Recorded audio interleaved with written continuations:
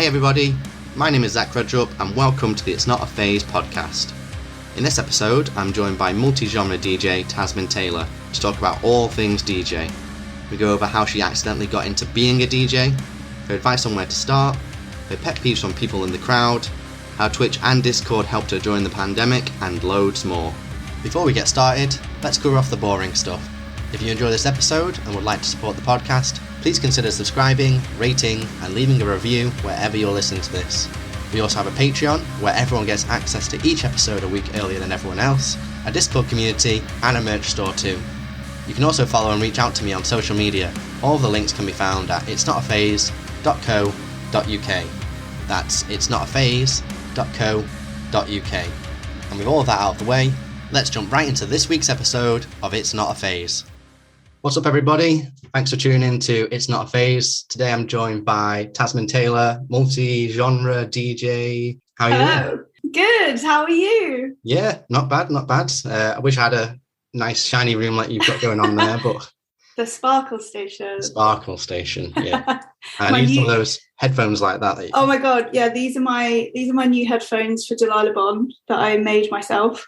Very DIY, but yeah, they've got little spiky spikes. Yeah, little spikes, just to go with the general theme. Nice. Contrast to all the bright colours, but you know. Yeah, it is. Yeah, I've kind of got like Spice Girls on the wall next to me, Britney Spears, Gwen Stefani, and then loads of like rocky stuff. It's just all. I'm a very double-sided person, you know. Yeah. A nice two blend. Personalities. A nice blend of what makes Tasmin, basically. Yeah, absolutely. Cool. So, kind of going like back way to the beginning, what made you want to get into and pursue a career as a DJ? It was an accident. This is always the answer I hate giving because it's probably the one people don't want to hear, but it was never the plan. I've always been a dancer and a performer my entire life.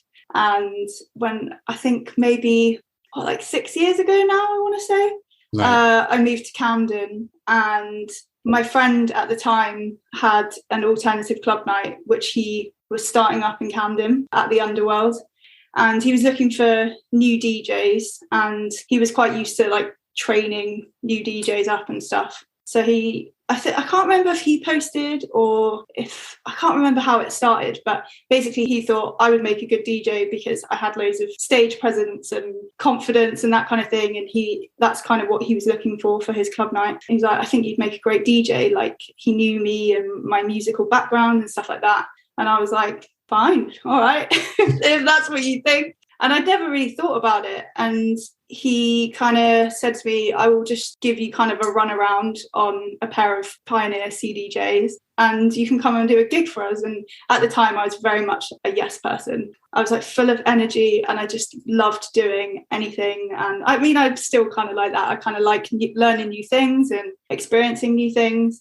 And yeah, he kind of showed me what a pair of CDJs was like and what I needed to do. And I kind of had an awareness, you know, as a dancer, I've danced for DJs and stuff like that, but I never thought about being a DJ. And I think it was like 2 hours after, like, he just showed me for like 2 hours. And then he was like, so yeah, you're going to play your first gig on Thursday, which was like 4 days away. I was like, what? And you're in the deep end, yeah. Yeah, he was like, just do it. Like, the best way to do it is just do it. And the rest is history. I went out there and I think we had like a guest DJ set from the guy from Paris was playing. Okay. So there was quite a few people at the club night, and yeah, he just kind of threw me out there and I fell in love with doing it and I loved it. And I realised it was like super suited to me. Like, I'm a proper night owl and that's kind of the hours that I work anyway, nighttime hours. And yeah, so at first it was kind of more of a hobby, I guess. And then I just started to really enjoy it and then started to kind of get a bit more of a balance between being a DJ and being a performer. And I pretty much ended up just always working in clubs and festivals then. Like, all my dance gigs were in clubs or festivals, all my DJ gigs, clubs, festivals. And that was kind of just the environment that I was always in. And then we went into lockdown and then my DJ stuff kind of took a completely different turn. And it kind of became what I was then known for and what I came out of the pandemic. Well, we're still in the pandemic, but, you know, out of lockdown, that's what I was then doing. I was kind of basically a full-time DJ. And yeah, here we are. So basically, the pandemic kind of thrusted you into this. Yeah, it kind of was like a fast forward button, I think. I guess I just seized the opportunity to, you know, use that online platform and grab people whilst they're at home, and just use the tools that I had to, I guess, make a name for myself as an alternative DJ. And it was all a big accident. It was never really planned, but now it's kind of my love. So yeah. Well, I think kind of the lesson people can take from that is, you know, you kind of mentioned you're the kind of person that, you know, you want to give everything a go, try new experiences and stuff. And if you didn't do that with DJing, where would you be today? We don't know. Exactly. I have no idea. I think the pandemic would have hit me a lot harder if I was still just dancing, if I didn't have another thing that I felt that I could do online, because I have literally been a performer since I was like 2.5 years old. I've been on a stage since I was 2.5 in a tutu. And it's kind of all I've ever really known. And I think if I didn't have an outlet during lockdown, I would have, I don't know. I don't even know if I would still be here, because it was such a hard time as it was. But I just managed to find this kind of online outlet for what I was doing. And, you know, Twitch and like live streams and live virtual festivals and stuff like that. And it just kept me going. Yeah. So, yeah, I don't know where I'd be if I wasn't DJing at all. Yeah. You know, you've obviously DJ'd for these over lockdown, over Twitch and stuff like that, which we'll go into a bit more detail later. But these people, you know, stuck at home, some people on their own, not seeing people for weeks and weeks. Yeah. I think seeing those live performances and festivals and DJ sets like yours kind of like perk their spirits up. So as much as they've kind of helped you, you've no doubt helped some people out there as well. Yeah, I think, like, honestly, I shout out to our Discord community and the people that we met through Twitch, because it was exactly that. Like, we all got each other through it, and I don't think, like, without them I would have felt so just useless. And like, when you're an entertainer or performer, your whole life is based on making other people happy and giving things to people. And like, you know, I've taught as a dancer my whole life. I've always taught in some capacity, whether it's kids or adults, whatever. And like, I like that kind of, that sharing and that giving back and the sharing of energy. And that was the difference between, you know, like maybe if you were just live streaming and there wasn't a chat going on. I can't imagine just live streaming without the community there. Like that was the difference between it. Like, it meant something basically, and it just it kept everyone going. And it was hard. It was really hard, especially like on your mental health. Like, you know that you're personally going through so much. Like, I felt like I was almost grieving our industry and grieving venues and all this stuff. And, you know, we didn't know what was going to happen and how long we'd be in that situation, but having people to like share that time with, and like me being able to help in some way helped me. That like really kept me going. And I just don't think like without that I would have survived the lockdown, because it was hard. It was really, really hard. So yeah, like Twitch and the Discord and the community that we've built off of the back of that has just been amazing. And we still have so much. I say we, this is me and my partner, Zavi of Hang The DJs. Like, we built our community together and they've just supported us ever since. It's been amazing. So you know, you mentioned Hang The DJs. So that's you and Zavi. Zavi as a duo. Yeah. As opposed to Tasmin Taylor and... Yes. And Zavi, so that's our crazy duo that was formed in lockdown and then premiered, I guess, at Download Pilot. What a debut! What a pretty good debut. Yeah, that was a fun time. But we ended up together in lockdown, kind of by choice. We are together in real life, and we'd been together not that long before we went into the pandemic. So we spent like 3 months apart, and then we decided this is not going to work, you know, like this is not nice. This is really horrible. And we both wanted to live stream and be doing a bit more stuff online. So we ended up both staying in my room in Camden, setting up a kind of streaming station. And yeah, that's kind of when Hang The DJs was formed, I guess. I think we'd kind of discussed it before, but lockdown just gave us like a little opportunity to be like, okay, great, let's try this out. And it's kind of a blend of our two more extreme sides of our personalities and our loves of music.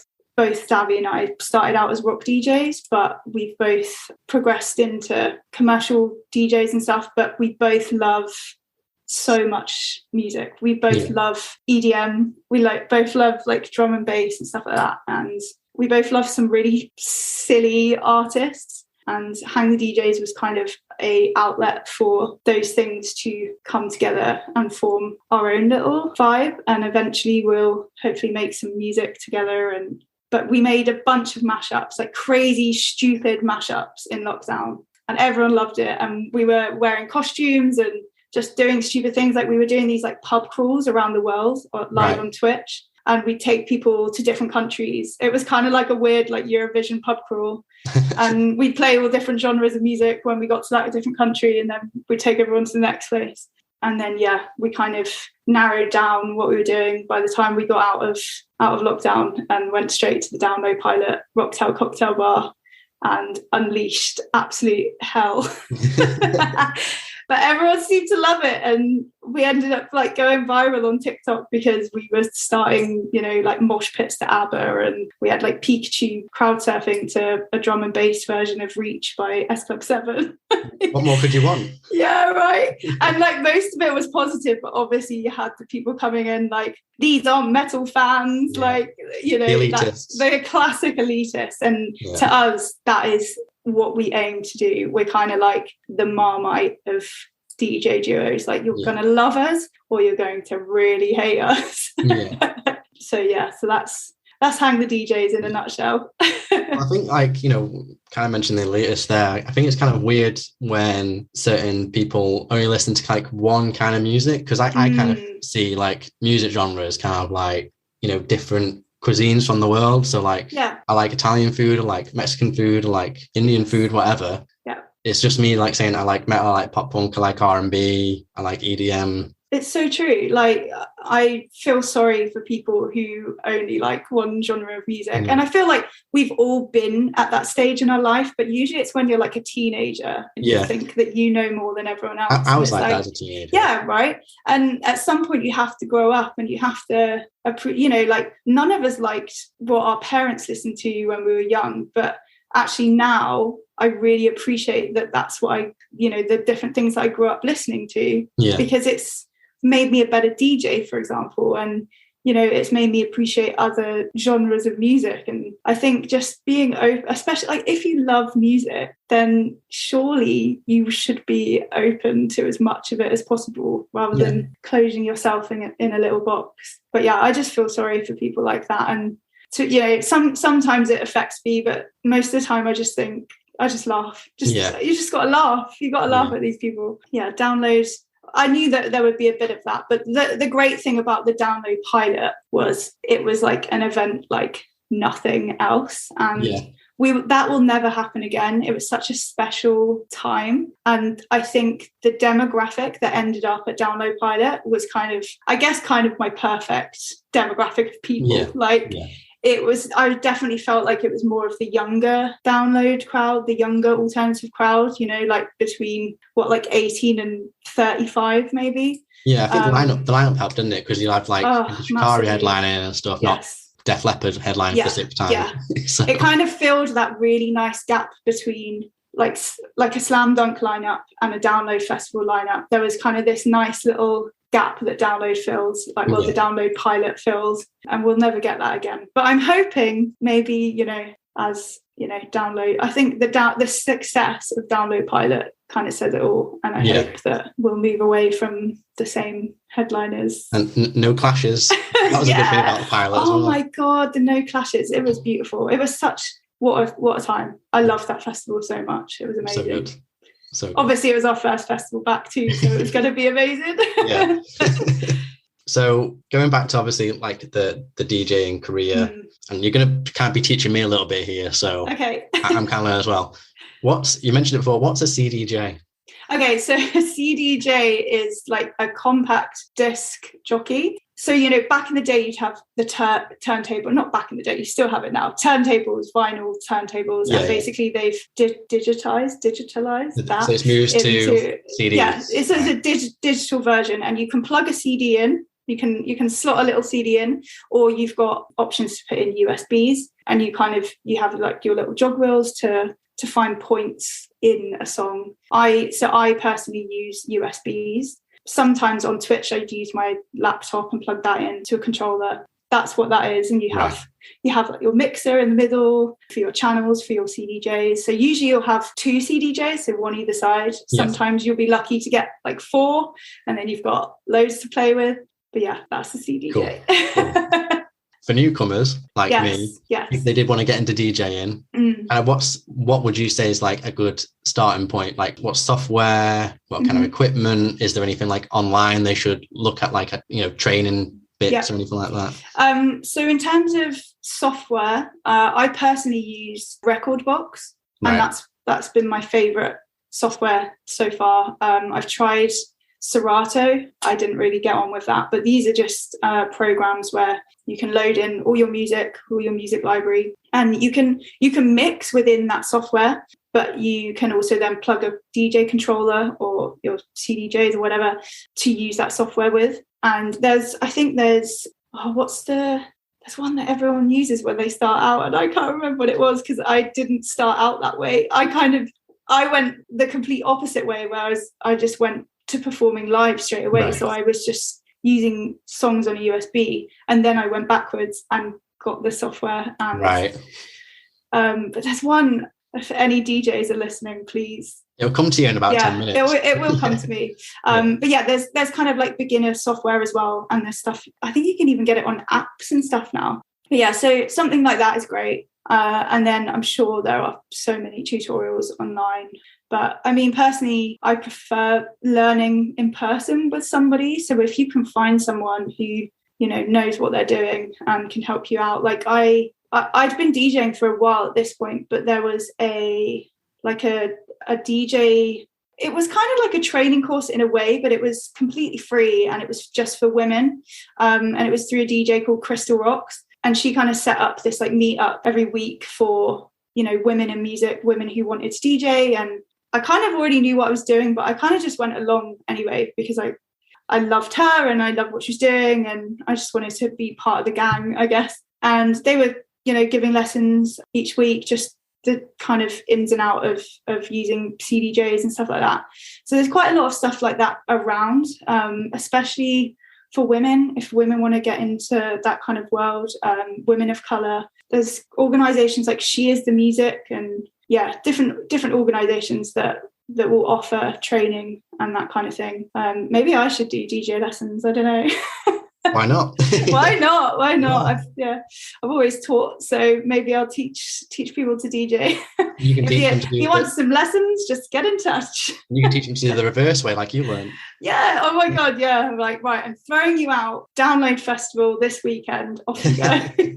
I think as well, like, now, with Twitch and stuff, it's a whole different kind of DJing out there. Like if people are not comfortable, like going in front of actual real life people. Absolutely. Well, bedroom DJs, they've always been a thing, haven't they? And Twitch just gave that more of a platform, which is great. And I think there's something to be said for that kind of thing, because for me as well, I found a different kind of voice as a DJ through Twitch.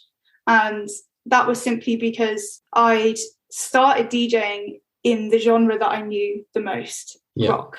I'm an emo pop punk ska kid through and through, and I can do a rock night backwards, like that was what I knew, and that's where I started.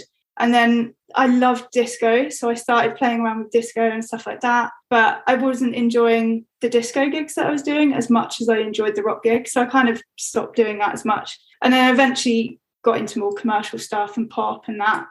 But when I found Twitch, I I don't know, like I was listening to loads of different music over lockdown, and I was especially gravitating more to like my EDM roots that I love in EDM, but a lot of like hyperpop and stuff like that. And I just decided that on a Wednesday night I would stream a different genre, and I ended up calling it candycore because I felt it was the best way to describe this stuff that I looked like. I couldn't put my finger on all the kind of the vibe of the remixes that I liked, but it all sounded really like sickly sweet. But then there was also loads of like drum and bass and then like heavy riffs and all this stuff. So I ended up calling it candycore.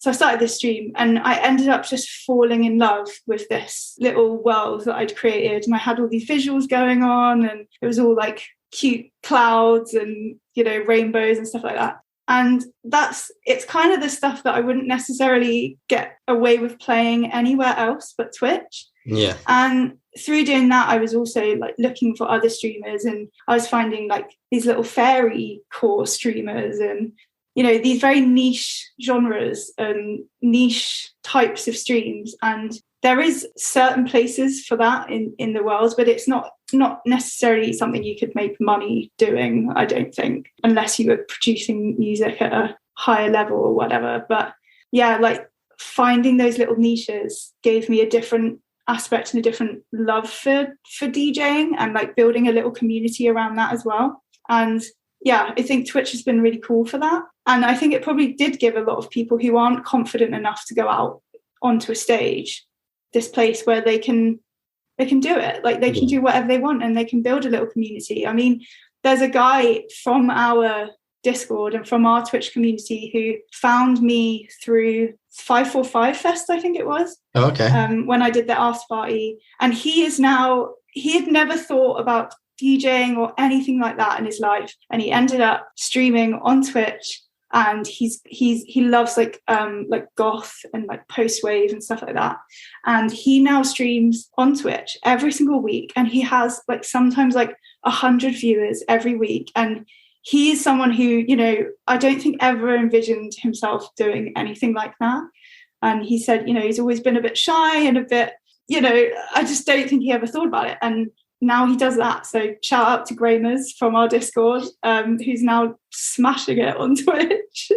But yeah, like I don't think he would have done that without that platform. So that's so cool. Yeah, it is. It's really cool. It's very cool. So when it comes to, you know, before you start a gig, I suppose this applies more to, you know, an in-person gig. Do you kind of like predetermine what the first few songs are going to be, and then you kind of go with the vibe, or do you always kind of have like a vision of where the night's going to go? Yeah, so it depends on the gig. So obviously, like I'm a full-time DJ, but I also do guest DJ sets within the alternative world, for example. So when it comes to my guest DJ sets, they're more predetermined just because I'm booked for a certain vibe, like for what I do. And, you know, on Twitch, I kind of established more of a sound and a brand with that kind of stuff. And, you know, it's a bit more of the like alternative music mixed with EDM and pop and that kind of thing. So my guest sets are more predetermined, but there is always wiggle room, because you could turn up to a gig and be playing what you think people want to hear or what you want to play them, and they're not vibing. So you need to be able to switch it up. And luckily, that's the one thing that being a full-time DJ has really given me, like my skill to be able to switch up at the last moment and realize that the crowd needs something different, or the crowd need a boost, or the crowd need to be calmed down for a second, you know.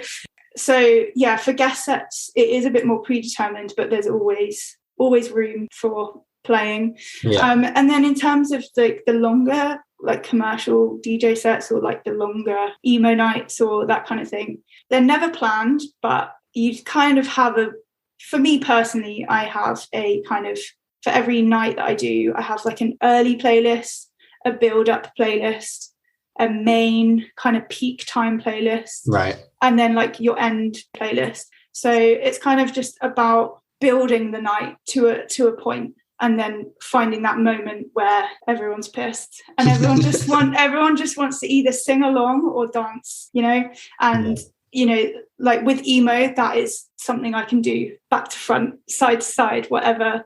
And then with commercial, it's definitely something I need to concentrate on a lot more throughout the night, because commercial nights span so many genres. You know, you've got your pop and you know, bits of indie and your sing along and your cheese, and you're all different, your different eras, like noughties, tens, like. So in my mind, it's kind of, again, that kind of build up to a kind of a peak point. And then, for example, in like a generic commercial set, I might then play a bit of drum and bass at like 1:30, 2 o'clock, because that's about the time that everyone's already been requesting drum and bass. I don't know what it is right now, but everyone wants drum and bass all the time, wherever you go.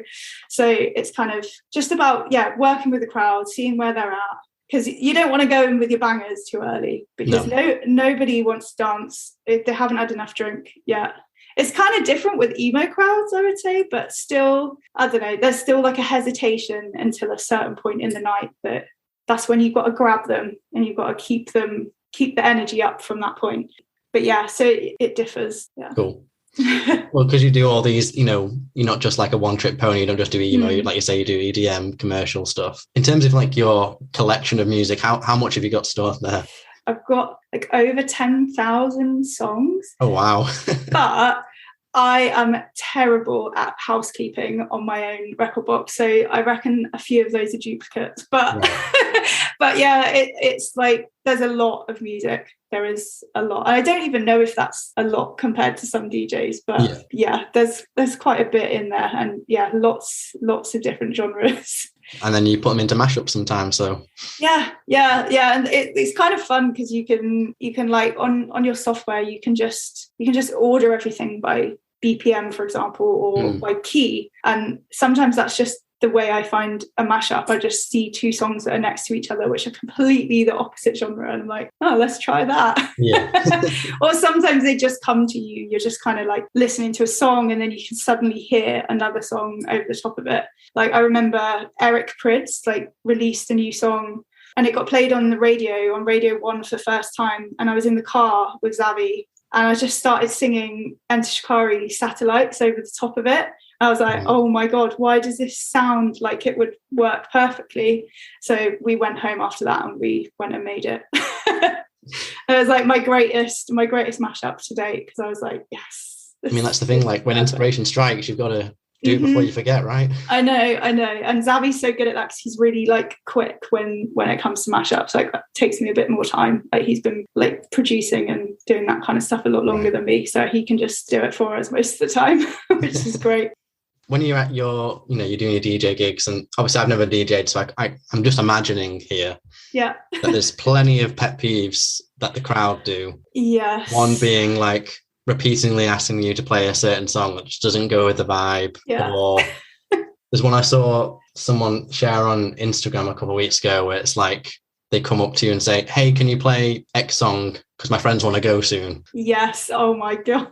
So what are your biggest DJ pet peeves anyone listening should not do to a DJ? Yeah, I mean, all of those are a little bit annoying. Like, the thing is with requests, some DJs absolutely despise them. And I can't tell you that I despise them, because actually some requests really help you, and they really help you work out who the crowd are and what they want. But it is when you get a request that is, like you said, completely just not right for the night. On Saturday, I was in Dublin, and I just watched like the first half of Eurovision, and I love Eurovision. I had to go to work, so I didn't get to see the final or anything like that. And a girl comes up to me, bearing in mind this is like it's a night called Good For You, and it's like a current pop night. So it's like your Doja Cat, Lil Nas X, like that kind of vibe.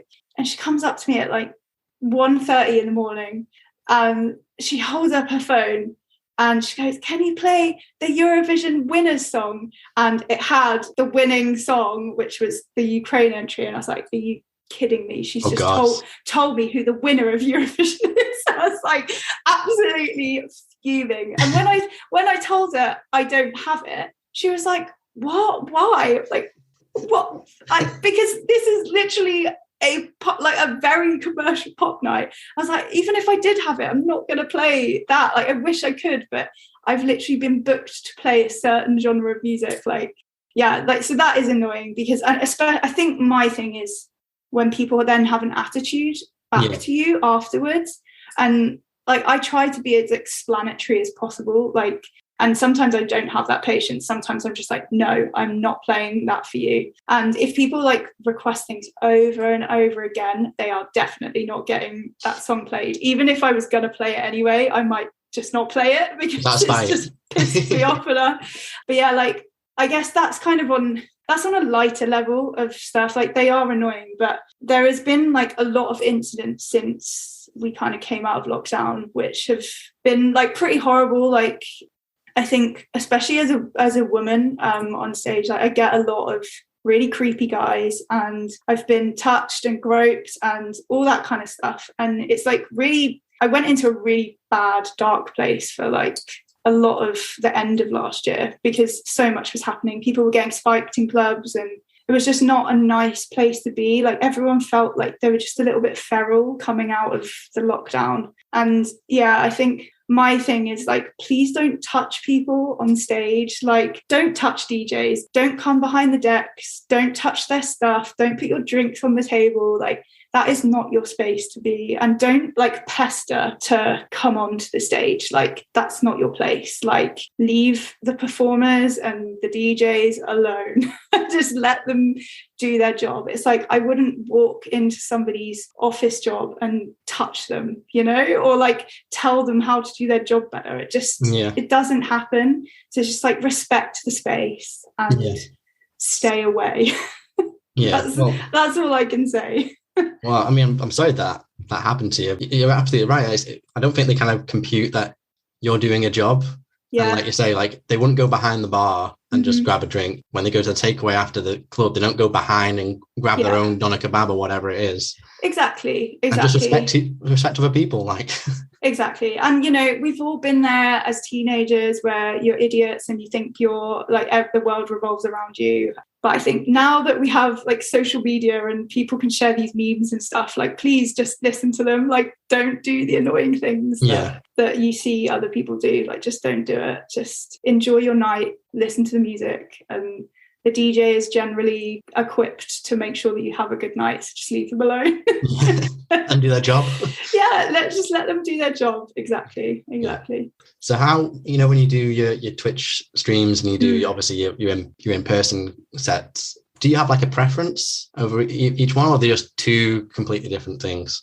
They are definitely two completely different things. And obviously in lockdown, all we wanted to do was get out and do your real life gigs. But then since being out in real life gigs, I always think about Twitch. I'm like, oh, I wish I'd do more Twitch streams. And for me, the difference is that unless it's like my guest sets where I know that people have maybe specifically come because they want to hear what I do, generally, if I'm just doing one of my more commercial pop nights, or emo nights different. Like, emo nights are like my baby. So like any rock nights, I always enjoy them. And it's a different, I think the difference is like community. So like when I do an emo night, I feel very connected to the people that I'm playing to, and I understand them and I know them, and I know that I can 100% give them a good night from start to finish. Yeah. Whereas some commercial nights, you don't know who's going to be in that room. You don't know, you know, what groups of lads you're going to get, like what, you know, sometimes you get more of a pop crowd, or I get more of a clubby crowd and that kind of thing. So you're actually working quite hard throughout the night, and, you know, there's no sense of, I don't know, there's no like mutual respect, like a mutual feeling between people. And then on Twitch, it's like specifically your community and your people that know you and support you, and it's a different feeling and it's a different experience and it's a different night that you're creating. And I'm way more happy to play requests for people on Twitch than I am in a club, for example, because, you know, that's the kind of relationship we've built. And obviously I don't have the pressure of an entire dance floor to keep happy. And I think that's what some people don't understand when they're making requests, for example, is that, yeah, I would love to play you that really obscure grime track, but it's 1 o'clock in the morning, which is like the peak time that everyone's enjoying themselves on like the dance floor. I'm not going to play it for you now because it will kill the vibe. Whereas on Twitch, you can get away with that. You know, you can get away with playing a bit of whatever you want, and the worst thing that will happen is that someone leaves and doesn't watch, you know, but it's not going to kill the entire vibe, you know. But yeah, so for me it's like that community thing and like connection with people that makes like Twitch special. And then the more niche nights are really special. Like I love doing like really girly pop nights, like because I just have so much more fun with the girls and the gays. Like that's my vibe. Like I'm happy in that place, and that's kind of where my other DJ alias Goldenaxe kind of stemmed from as well, is like through doing those candy core streams on Twitch and just realizing how much more I enjoy playing in spaces that I feel safer in. So that is usually, you know, spaces filled and occupied by women, the LGBTQ plus community, and, you know, women of color. Like I just feel there's such a more respectful space to be in sometimes. And that's kind of why I formed Goldenaxe, which is, just an extension of myself, but aimed more at that kind of space for myself. It's kind of like a self-care DJ alias. Well, I mean, you talk about Goldenaxe, you know, you put out a single not too long ago for that. Just talk to me more about that project and how that so Goldenaxe, like I said, kind of came from candy core on Twitch, and you know, this like sense of just wanting to be in different spaces as much as possible, where I felt more safe and comfortable, and where I knew that my weird like music tastes would be more appreciated, I guess. And this was all happening at the same time as Zabi was starting to write his like first track. And the plan with Goldenaxe was to always eventually make my own music and produce my own music. So I've been slowly teaching myself to produce over the past years, like emphasis on the word slow. It's taken time. And I kind of just decided to, well, he asked me if I wanted to sing over this track and write some lyrics. So I did, and he ended up loving it and wanting to put that out as his first kind of debut single. And it all happened a lot faster than I guess Goldenaxe was ready for. Like I definitely wasn't in a place where I was like, oh yeah, I've written a load of songs that I'm going to be able to release soon. But at the same time, like me singing it's like quite a vulnerable place to be in. You know, we discussed, he was like, well, maybe we could release it just under your name and like not Goldenaxe, just under Tasmin Taylor. And I was like, no, it has to be under Goldenaxe. Like, this is a big deal for me. Like, I used to sing and I just haven't sung in such a long time. And it's, like a vulnerable place for me to be in. So Goldenaxe like helped me be in that space for singing. So I was like, it's fine. Let's just, you know, release it when you need to release it, and I will just try and get my shit together. And so Goldenaxe is not gone, like it's not necessarily where I'd like it to be at the minute, but I just don't care. I just think, you know what, it will just happen when it happens. And then Delilah Bon came along, which is the new band that I'm in, and I kind of had to make a decision, well, am I going to be representing myself as Goldenaxe under this, or am I going to be Tasmin Taylor? And I felt Goldenaxe was more aligned with what Delilah Bon stands for. So now I'm kind of tied up with Delilah Bon with Goldenaxe stuff. But behind the scenes, I am always writing songs, and I know exactly how I want everything to sound eventually. But eventually Goldenaxe will have music. And hopefully, you know, like stuff on TikTok, like there's little different covers and stuff that I want to do for TikTok, like candy core versions of songs. It's getting there. It's like ticking away in the background of stuff that I'm doing. I think it's a good idea. Like, you don't rush Goldenaxe. Yes. You know, you kind of focus. You want to put it out completely as you want it to be from start to finish. You don't want to put anything you're not happy with. Yeah, and I think at the start I was being really stubborn about the fact that I wanted to produce everything myself, do everything myself, write everything myself. And I realized it's not like realistic if I want to put this out, put Goldenaxe out sooner rather than later. So I've been kind of talking to other producers and obviously talking with Xavi and, putting stuff together with Xavi. And the goal eventually will be that I produce more stuff myself, but I'm at the very beginning of that journey. So. Well, I think you've got to think as well, like, let's be honest, you've got a lot on your plate, like you're DJing all the time, you're doing this Delilah Bon thing. Yeah. Like you can't do everything at once. Yeah, that's the thing. And like, there's some nights where I'm just like, I just want to sit and write music. But I'm like, I've got loads of like boring admin and stuff that I need to do first. And I find it really hard to like write or do anything if I know all of that stuff is hanging over the top of me. Yeah. But then of course, like I have ADHD, so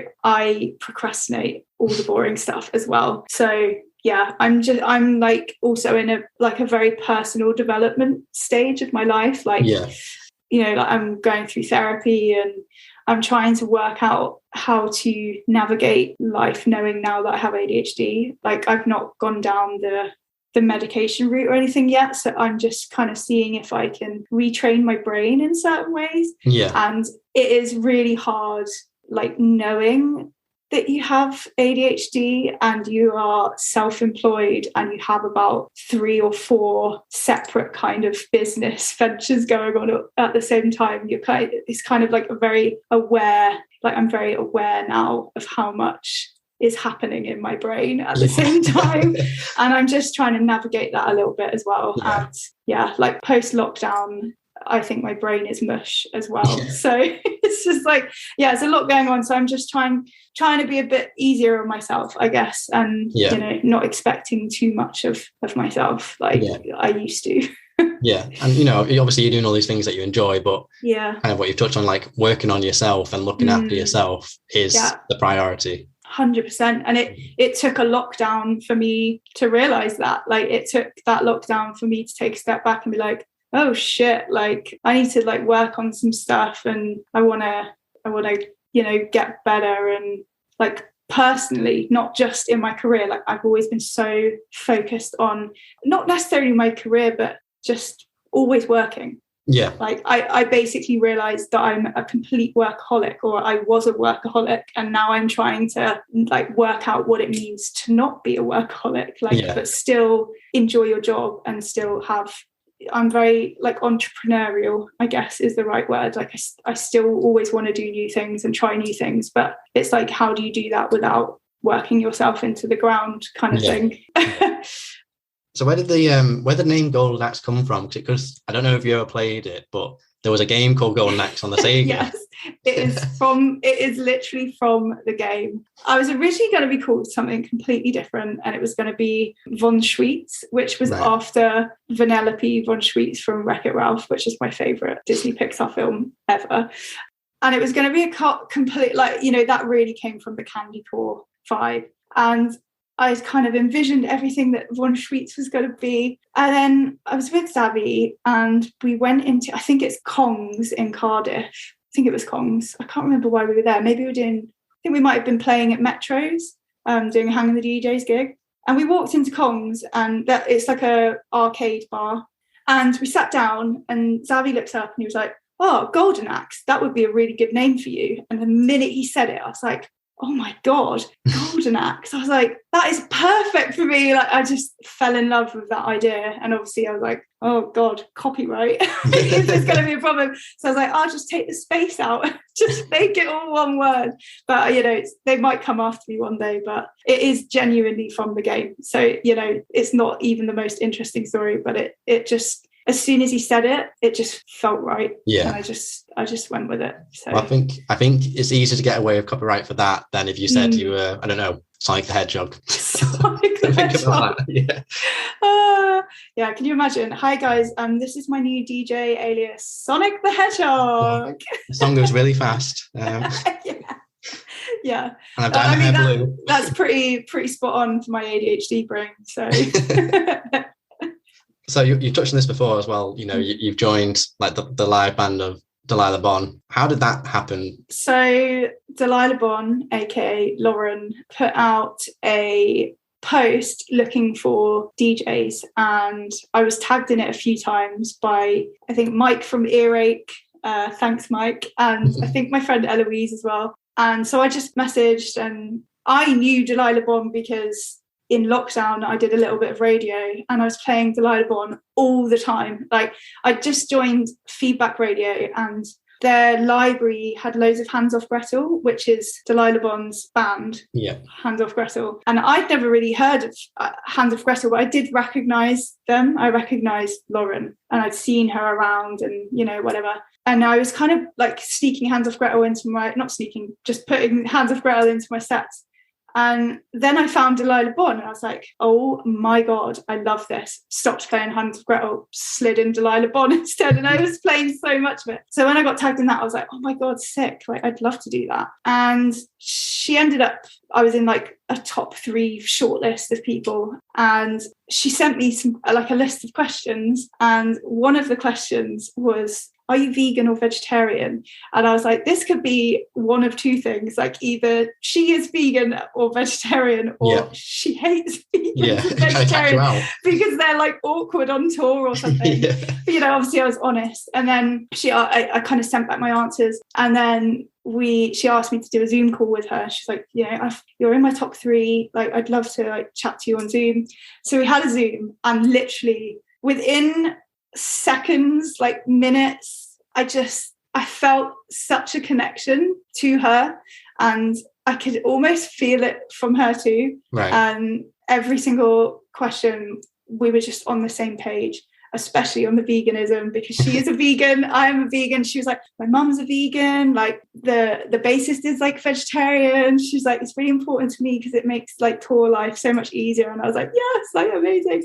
And the other main question was, you know, like, do you like support like the LGBTQ plus community, and, you know, is that something you want to be more involved in, and that kind of thing? And I feel very aligned in that space, and, you know, personally as well. And just straight away we got on and we had like a connection. And I have never got off of a Zoom call, like an interview or anything like that, and thought, oh yeah, I've got the job, or yeah, that went really well. I've always come away and been like, oh no, like I said this wrong, like, oh, they're gonna hate me, I'm not gonna get it. But I walked away from that Zoom and I was like, I've got that, like that is happening. Like, I just knew it. And yeah, she got back to me and she's like, yes, I want you. So yeah, that's how that kind of started. And then we had like a sleepover / rehearsal in London, where I met Becca, our bass player, and like Becca and Lauren already knew each other for a while, but literally the minute we got like, so we did a rehearsal in like Pirate Studios, and then we went and back to a hotel, and we all just sat on this one little single bed, and it was like we'd been friends forever, and we just all got on so well. And it was just, I don't know, it was like the universe put us all together. And I think like every single time we've played a gig, which is not many times, it's like 3 times, but every single time we're just like, we love you, I love you, like this is amazing. Like, yeah, I can't really describe it. It's just, it's one of like the best things I've ever done or been a part of. And yeah, I'm just very grateful to be involved. And as someone who literally loves like Ash Nico, and every time I've seen Ash Nico with her DJ, I'm like, I just want to be that DJ. And now Delilah Bon has given me that opportunity to be a DJ and part of a really cool girl gang. And yeah, it's sick. I love it. So all those, obviously you've got loads of different feathers in your bow. There's the hats that you put on. Yeah, all the hats. Where can people catch you, you know, in the foreseeable future? If they want to see a DJ set, is there any Delilah Bon things going on? Is there Twitch? Where can they find you on Twitch? Yeah. So yeah, my Twitch is twitch.tv/Tasmin Taylor DJ. And I'm not as regular on Twitch anymore, but I'm there sometimes. And if you go to my Instagram, which is instagram.com/Tasmin Taylor _DJ, I've got a link tree on there, which has got all the links to like my Discord and my Twitch and stuff. But I'm going to be playing the Slam Dunk South after party at O2 Kentish Town Forum. I'm going to be opening the Doghouse at Download Festival with John Mahon and Hang The DJs, and my friends Adrian and Guy, who run Throwback events. And you might see me somewhere else at Download, but that's yet to be announced. Yeah. And then I'm going on tour with Delilah Bon in September and October. So you can check that out on Delilah Bon's Instagram. There's a link on there to the tour. But we're also going to be at a few festivals: Boomtown, Kendall Calling, Maui Festival, Burn It Down Festival, Drown You Out Festival. There's lots of festivals happening. All the festivals. All the festivals. Yeah, if you're at a festival this summer, chances are I might be there. Festival season is like my time. That is my favourite part of the year. It's just, I feel most alive during festival season. But yeah, come hang out. Be fun. Nice. Well, before I let you go and enjoy the rest of your evening, yes. Is there anything else you want to say? Anything you want to plug? Any final words? That's like really put me on the spot. I guess if you're thinking about doing anything, whether it's DJing or joining a band or starting anything, just fucking do it. And if one thing has proven that social media is your greatest tool, it's that we came second in Eurovision on Saturday night, and Sam Ryder is literally just known for doing like covers on TikTok, and he's just represented the whole country. And I think so many people have turned their nose up at TikTok and stuff, and Zach knows. Zach's good at TikTok. Okay, TikTok. Just do it, and like use your platforms to your advantage, whatever platforms those are, whether it's Twitch or TikTok or whatever. Just embrace it. I need to be better at TikTok. But yeah, just do it. Like, it's easier said than done, but like, I'm from a council estate background and single parent family, and I had a really tough childhood and stuff, and I've literally just put my heart into performing and music. Like, music is like the thing that has kept me going my whole life, and if that's something you relate to, then you can do whatever you want to do. Just believe in yourself and have confidence, and just do it. I don't think Nike will, copyright you for that. I'm sorry, Nike. I'm sorry. And that's it. Thank you so much for listening. If you enjoyed the episode, please consider supporting the podcast in any way that you can. We have a Patreon where you can get access to each episode a week early, along with some other perks, a merch store, a Discord community, or you can leave a review wherever you're listening to this. You can also follow me on social media or subscribe to the newsletter, where I'll send out each episode to you via email, along with regular playlists. All this can be found at itsnotaphase.co.uk. That's itsnotaphase.co.uk. Thanks again for listening, and remember, it's not a phase, it's a lifestyle.